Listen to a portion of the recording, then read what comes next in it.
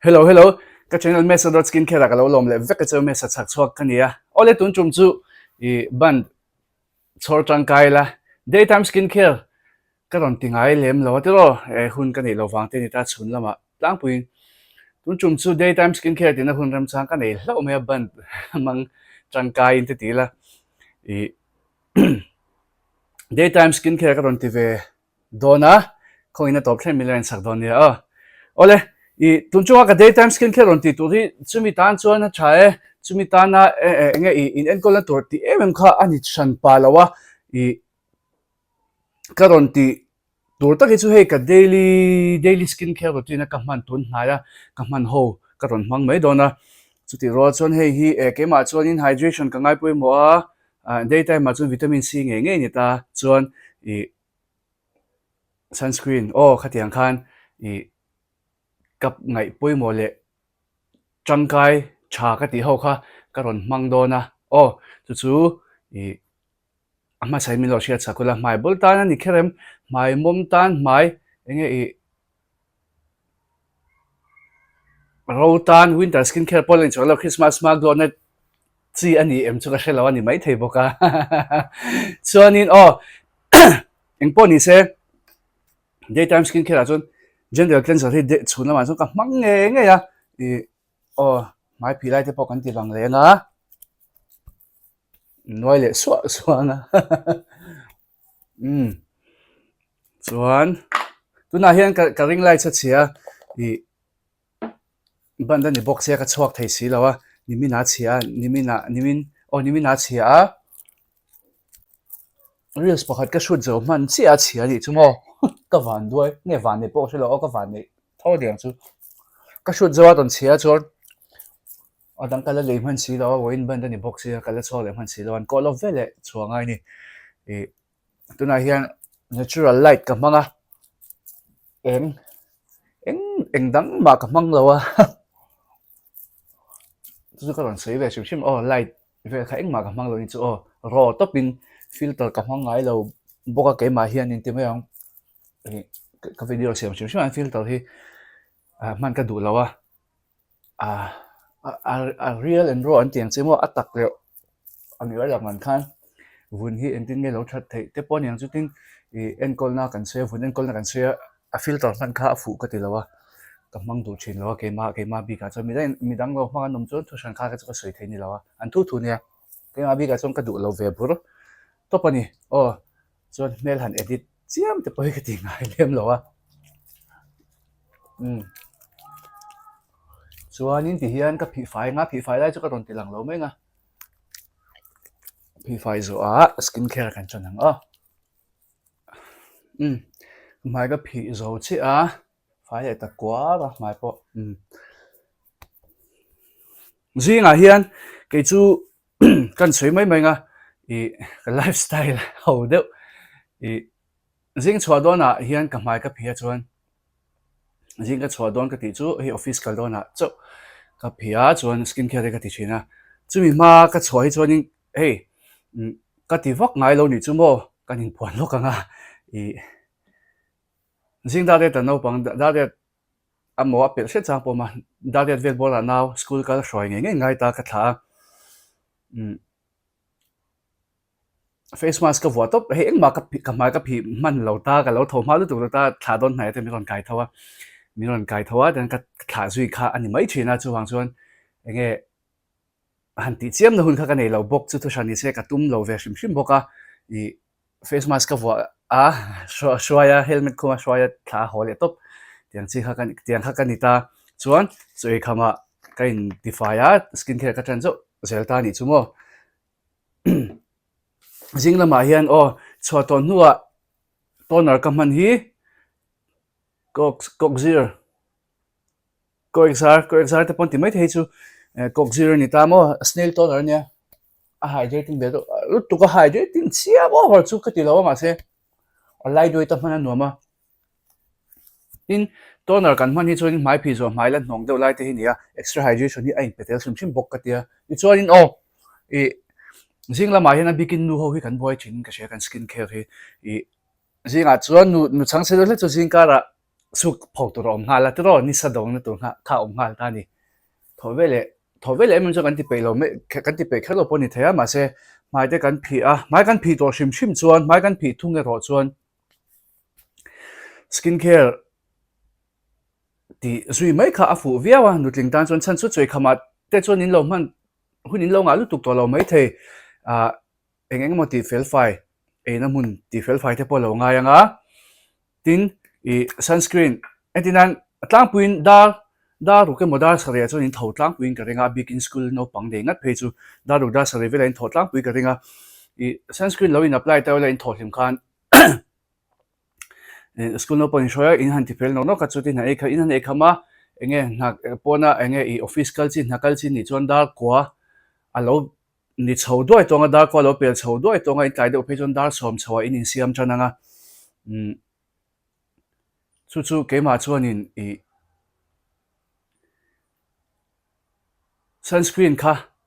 in noi masaka changa a timing a hun ngai to kha chuan adar ka ngai to kha chuan reapply kha hun dei to thung ani reapply hun na hun kha ni dei to chuang chuan sunscreen reapply ula skincare dang in lo ti to jing tholi ma skincare in lo ti to jing tholi ma chuan sunscreen in reapply anga chwa ma chuan makeup in hoi chun zom mai anga kha COSRX dual essence snail dual essence ka du kha a all sam dan der chuni san chuni khata voi ni ai tam lo phi tu te kan tia he gym kan kor te workout zing kan walk te zan exercise kan la te ni lo chuan ni khata voi ni ai tam phi angai khel we kan ti box sia te ro tin zing ka ra voi ni phi kha vuna wi yom lu to ka he tha sik chho do le nga la I vun ro ji tan phi chuan phi te kha a wi yom le zo ni chu kholum lai pon ani thawa tin tu ang skin type tan po mai phi mun nu tu kha thalo kan soi mai nga Instagram la mi lo follow chong in lo hu mai the ka review pakhat Ariel la khanin cleanser hi khamin ron thon ani chumo face wash hi mi ron thona chi sang cleansing oil la tela chun about to face wash kha pali vel mi ron thon ni chu review vek kha ngai box ya zan khata khan man vek chi kha ni lo ni chu review don haya han thật sẽ album khai chi va khani lo review don na ya han mai han phi chiam chi khani lo shim a strong hom ti mela enge an mani to ka khanin apple cider vinegar omna ne an chak ve hlom ani chu wang chuan ka enge ka basangam ngam lo ni chu basangam vak chi khani lo ni chu chuanin zan khata cleansing oil le face wash pakhat ka mang phota ka record ta chuan zan danga edit na de chuan atem khom vek thaya zan danga khan face wash pakhat le chuna pakhat le tiang khan ka tia ma se chu po chumo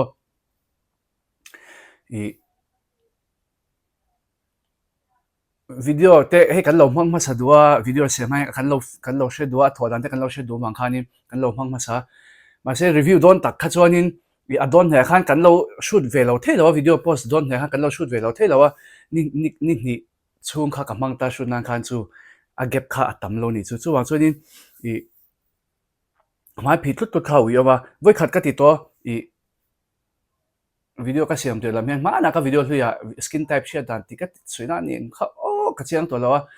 vuna u yom na tu mai phi sakhimo ke ma po hi ka phi sakhian ka skin barrier chaklawa sin te bol angkha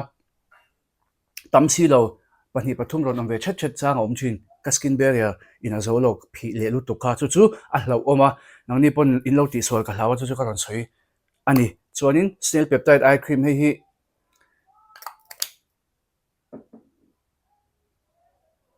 hemi le ordinary eye cream caffeine ani lo caffeine po ka du thowa snail peptide chu COSRX ani ordinary a chuanin peptide multi peptide eye serum kha ka du top boka chuan FOXTALE hian in an eye cream ka du de candy forming eye gel kha anron out of stock ria kha te kha man nuam ka te ge chuan a dai seng enge a hik seng te kha nuam ka te mo mit ati kam ka ti ni chu ma se snail peptide eye cream chu ka fak ve thota zani coming rei u chwa ka mut kem bok ta ni chu ma se chu ti chung chun he dark circles te hi min aveng ka ti ka nei lo thu ka ni ke ma hi mo ma na tar mi bun chin ka nia tar mi kabun na sa china chuang chuanin dark circle se chu natural deuh hian kan nei sa deuh ni chu ke ma hian mo ma se i azwal pha lo ta tuna phei chon he a om mang lo a hriat mang lo ta om lo thuk ani ta i hei le ordinary le eye candy forming eye gel kha kaman chok china a tha ka ti khami te khamo i chuanin tuna karon apply ho hi ala for all skin types ha hei ero chu oily skin chuanin a hydrating nu to kai ma se amom chuang mi alo hi hydrating ka te amom chuang lawa ma se chu skin barrier tan te overall a han ka du shim shima oily u chuak chuan in mang thape lo mai the hemi tak hi chu ma se i skin type da ho chuan man nuam tiang enti lai panin mang theng dry combination normal mo chuanin advanced glutavitsi foxtail hei ka du top boka ka mang lenga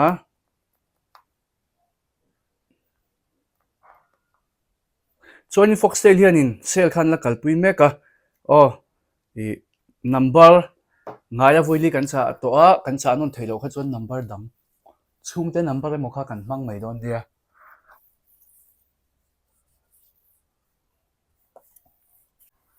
video hi afia thawin ka share like tel lo pon tiro ena shi om lo tura ka ngaya hei fia lo en shom deuh te ni lo sam ka be se in lo ti lo sam ka be se thani ta glutavitsi hi chu noi tir hianin mom don emo ti hi olu to ka chu tlemin a texture hi ban lek lek ani chumo hei ban lek lek an khawma ma se i a blending huna a inserel huna khan kha chu a re vek thunga tin i amom lo boka vun kha ti mom ei chuang lawa chuan du le viau thin ani vitsin blending to repeat spot reduction ka mang lenga hi lo man ma sak jok to ne vitsi kha kan lam ma sa thura ma se poina o hi me mom chuang lawa thei chuan hei man ma sak sam tur ne tin hei man ma sak to te hi min ran jot thina i moisturizer nuwa po hian serum ti chu lam han vek thei thowa ma se i vun ko khan alut har sa ve thung to chan chu moisturizer te lo thik to a alo vun ko kha enge alo alu the thadna to kha enge ma china khan vun por sa block shan ni lovin product lut na to kha atimuanga a chena chon lut thalwin serum ti chu lo lightweight to a i alo tham dal ve man theini kha wioma chuan in moisturizer ma in serum zong i chu mangula chu ti ro ton serum a hianin i man ma sak to te chu a lightweight a tui ril te kan ti thin da chungin kan lo man sual chuan tuna te po khan kha vitamin C ka lo mang ma sakura ma se a poina om lo i ti khan serum vek thau khan ne serum chun lightweight chim shima khavit si po kha moisturizer ang texture kha a thik chuang lawa cha chuang lo chuan ke chuan in i khatia hei ka man ton no po khan repeat spot kha ka mang le mai ta ein blending tha em thau ta ni chumo chuan in boy chiam na to rom lo man pol theilo man pol te kha hlawom zo ka man dun theilo man dun te kha hlawom zo ka ni ti chuanin dry skin tan lo chin cheula poimo lu tuk chu moisturizer ka mang dona moisturizer ka man ma hian toner ka le le don toner ka mang le don ni hei poimo lu tu ka tin a thei sam chuan i serum min man zo te po khanin han mang leula entenan tuna khan dual essence ka lo mang ta to snail dual essence ka mang ta khami zo khan to na te khan mang leula chuan ka ron mang chuang lo na chungin ti dang ka ron soi ni chu lo mang leula chuan with si te mang nga chuan with si zo in mang le thea to na in vuna lo ro vio phe in mang le thea chuan repeat spot reduction khan mang lenga tiang khan i toner hi in man thiama in man changkai thiam chuan dry skin hi i invan nei dry skin hi invan nei tila i hydration kha apui lu to kani chu vun hnong de la ka han hnoi te tin moisturizer te po hi tlema vun hnong de wan hnoi chuanin a hek lo ania i adai zai lu tu chuanin medicube vitamin C cream hi ka mang dona hei hi me beauty na ka le ni vele thunga kamang zo chep to kala review mi alawa Instagram lama review to la ka ke kania tuna po hian review em ka tum chuang lawa ke ma tak hi chuanin a thaim le ti ka lein ngai to mek tuna hian mo hemi te hi an lar sia an effective token o an lar angu hian ti ka ngai to mek ka lein ngai to mek tak tak he hi a chemi alo a chia chu ma se oily skin chuanin in mang thawak pe lo me the ama hi a hydrating ba ka a heavy leklet hana po ka soi to in lo en toem ka shelawa video te kan siam ve mo la lo en ve sam sam chin lo ka soi chin chu Korea na how tak India zong long chu ka ngai tha box si lo ti te kha kanom ta India hlang han man chu ka ngai a tha chia box si lo ti te kha kanom ta te ro o man bang te chu ten ba na te po han hoi che lo mo thei ve ka ka soi fo chin chu Korea hi chon moisturizer hi an nei thik thin ani he lightweight de te pon ron siama ma se ke ma hi chon in moisturizer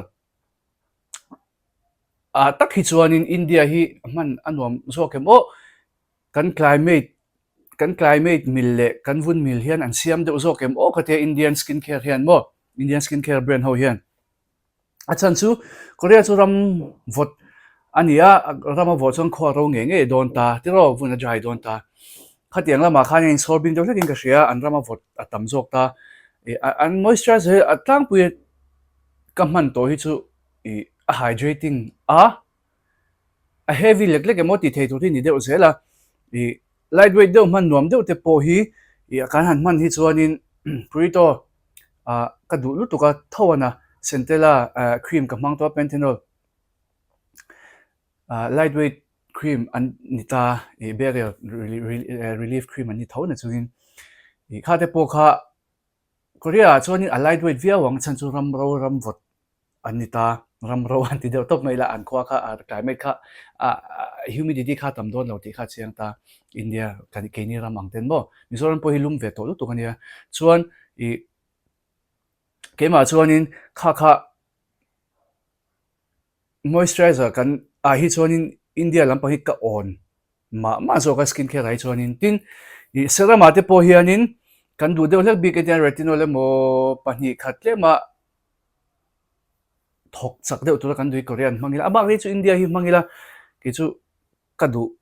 zok martin budget friendly zok boka khatianga kan budget te kan semzai thiam kha ngai velu tuka ke mai na ka recommend chu o sunscreen hoi chia ka mabak to minute nga mi acha mi chovel kha ngai tho chumi pa jo ka soi ka ron soi ni hi o Korean skincare hi chuanin an serum lampang hi in man the chon mangula acha ka tia an effective boka an enge vuna hian man hi hriat ve to pani chu ani lawai chu India po hi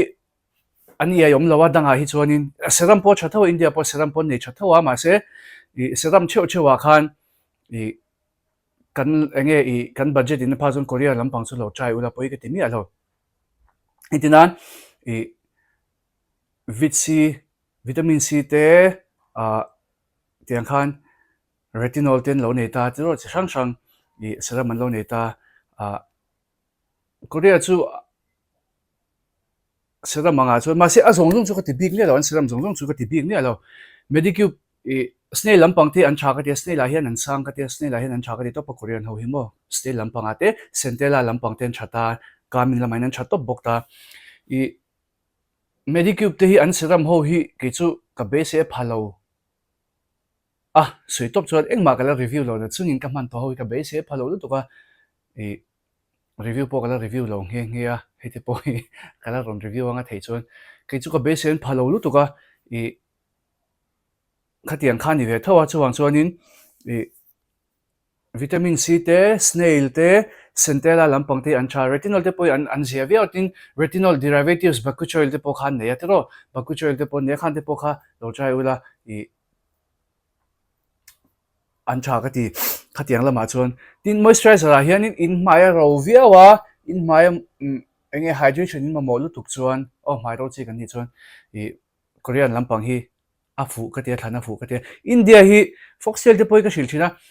atlang puin skincare brand ho hi Mumbai hi an base ni tlang puin ni chutin khoti lampang khun ni deuh tlang puya aron chor chona hi thil reng reng chu an chang kanga FOXTALE te poi ka shil china an hydrate an moisturizer te poi hi ke ni ang ram winter ram ro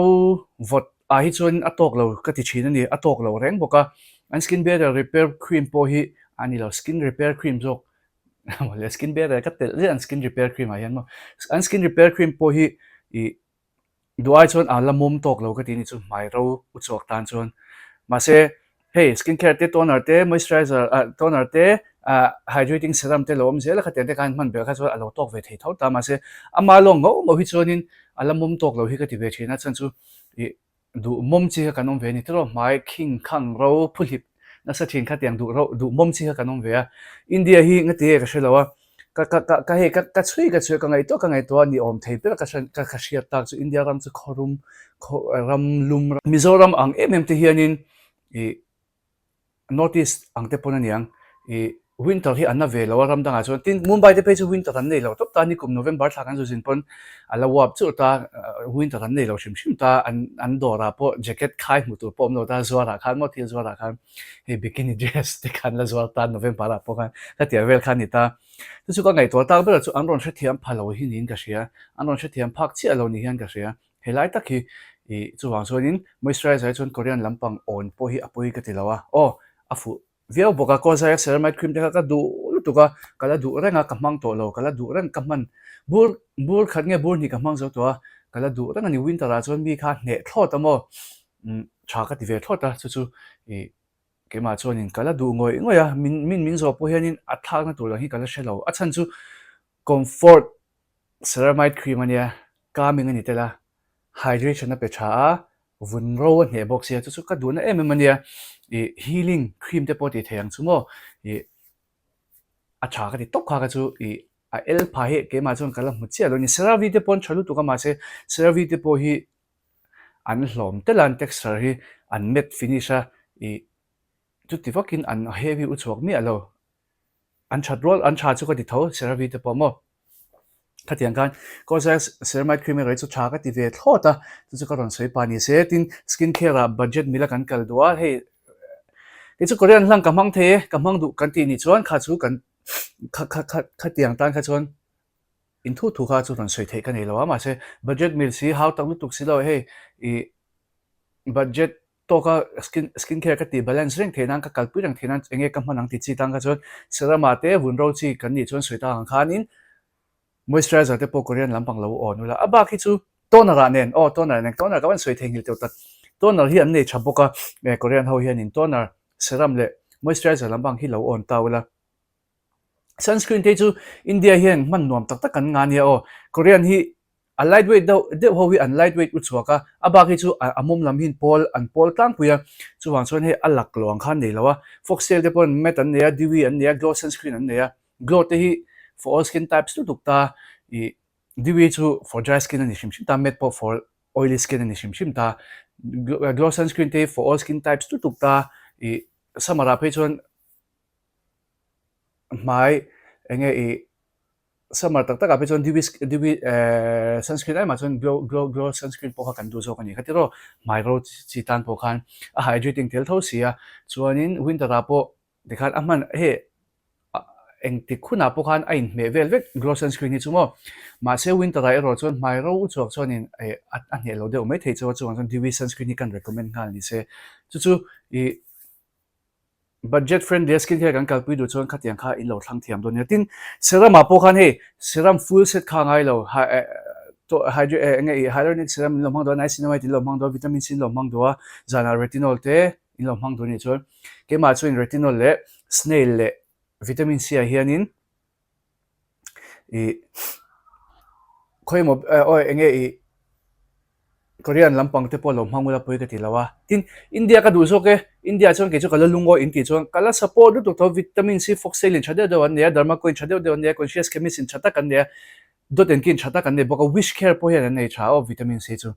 option hi thlan tu hi kan nei cha to pa India skincare ai han mo kan ngei chuan chu kan en kan china tam ta khian kan en kan china Korean ka ron dan hiam tumna le ka ron soi chat le soi nual tumna ni lovin budget friendly kal du ta na nia ka soi hi o I kamang phae tita nge Korean ka kamang thailong kamang phae titang ha chon in thu kha chu ka ron soi chan lo chu tin hei mangso ro India mangso ro pok ron ting ro chong lawa ma se ka soi tum chin man vek to ka ron soi chan chin mang in man vek to in ka renga chuan khatiang khanin snail hi chu India po tam lawa Korea deu hi manangai Korea nge manangai ka tia Korea hi mang lo mang theula chuan vitamin C po retinol po Korea in mang thaya in mang du che lo ni pon India kha karon soi to ka option chadeu de kan ne requil thlain kan ne ya kan ne chalu to kan ya o skincare brand ho hi chuwang chuan lo dule lo compare ve ula Korean in lo mang thaya in lo du ni pon India te po han nei tel ula lo compare ve chin ula enge ka maya effective enge ka vuna effective zok te po kha India lo ngai zok no pe chuan Korean skincare serum kha pakhat man kha India vichi chu pathum velin le thei dei don ne o in savings and transia chumo chuwang chuanin kum khodai aman tora ni tor sia timeng hei pathian sa da kan dam mang se langa dam chung man ani deuh to skincare le chuwang chuanin dam chunga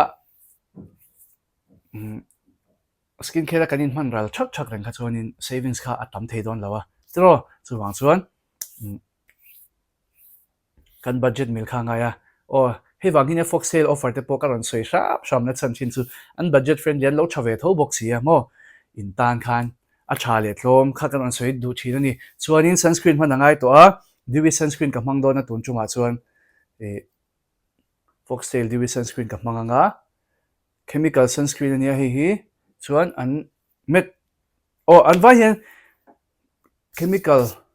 sunscreen do ve kan FOXTALE hi chu chuan tuna hian untinted sunscreen kha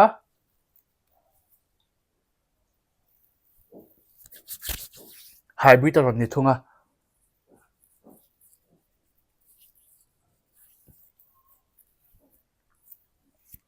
FOXTALE sunscreen ni chu man hin nuam ve anoi a blending hi enge noi chiam te hi ngai lo a blending zum a blending ma a kema po hian in kolam mangna sa ni matte sunscreen te hi kapai to pa office a ni mo khoi lo ka chua aram tan chon ka reply nan ka mang china office a phei to reply nge ta matte sunscreen hi reapply te hi nuam ka tia a heavy lo mo dewy sunscreen ani boka he chu he glowy finish kha pe ve ni chu mo chuanin a hydrating ve boka hi oily skin ni lo dry skin tan chuan hi thani a chan chu a topa matte sunscreen te nge matte sunscreen te kan lo man dei chuan kan skincare ka kan vun kha ti met ta vek thin ta kha khanin hydration ka mang thatho sia ma se ka vun hi aro tlat ka nge aro angin ka feel tlat te kha asiam thei ve dei sunscreen amet kan man le met lo kan man hian mo tin tunai chu ka mai ro de me skincare kan ti hydrating de ten kan ti heavy de ten klema nge amom lam pang kan mang ten kan lo tia a topa met kan man le kur si kha chuan met hianin mi hi ati met ani na la ya hian alo hydrating vak to lo met te hi chu wang chuan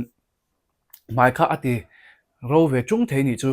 a topa kan thil man khan mo chu ama hydration ka lo man zong zong te kha chu ka soi na china kha serum te chun lightweight ka ti kha an lightweight ta thil dang enge achunga kan man azil khanin an amet deuh kan man chuan antina moisturizer po oil free te lo mang dei ta wala hydrating deuh ti si khan a tok zo don mi alo ni chu mo in vun ro tan khan chuwang chuanin kan mai hydration serum kan han tia hydrating serum te kan han manga tlema serum mom lampang deuh te heavy lampang deuh te kan manga moisturizer po kan vun mil deuh le to aro lai vun mil deuh le to hydrating moisturizer te kan han che khan a combination kha a thata chena mai ro te kha lo ni a skin barrier chak lo te po kha lo ti je o martin sunscreen kan man kha poi mo lu tu bo kani ti kha ka ron soi te sham do ni ka soi hem ta fiawa video hi toy te hi siam tak tak thei lo wa min lo she thiam sham don ya in lo nin lo nge ka be se ya chuan in khang ka ron man ho te kha cha tlom na ling le ko tan hoi ka lo da le nga a chen hi chu a tlom na ling ani don chi alo wa link kan nei na shim shim hin azonga za hian in code kan nei lo thunga nai ka te kan nei lo thung ta link chok min pe a o nai ka te po ka ron da thonga chu ti wa chuan hei discount te om ve reng thon nai ka po e ka man ho kha link ka ron da le don ya o mi lo man chang kai sa le don ya ti ha kan soi te le don ni o chuan a top nan tak tak ka lo thei ngil che pa Laneige bouncy and firm lip treatment hei hi ka mang don ni wen chu ka chhuak vak don lo boka e ka chho don chuan a chunga SPF lip balm ka mang le mai nga hei hi at Laneige hi chu lip hydration an thatto pa Laneige ho hi an toner te po kha cream toner te po khamo a thatem khamo hydration a hian an sanga i an lip balm te po kha thalo mani te ro an lip mask ho te po kha he po hi ka du viawa he hi i lip mask ho po ka try nol to ke chu ti bok chuan ka vun ka ti ka mu hi ro thin ema wangin ki chu min he tok lo thini khan lip mask po kha ni ma se he ro chu i ka du to pa he an hoina to te chama mo a hydrating thalo ta kai he wa chuan beach kan tiang chi kha ma active omna brightening upon chabe thoni he po hi mui dunglu tuktan te po khan an tha he te po hi naika oma achana link ka ban dal lenga hydrate ta viau ni ka mui po mo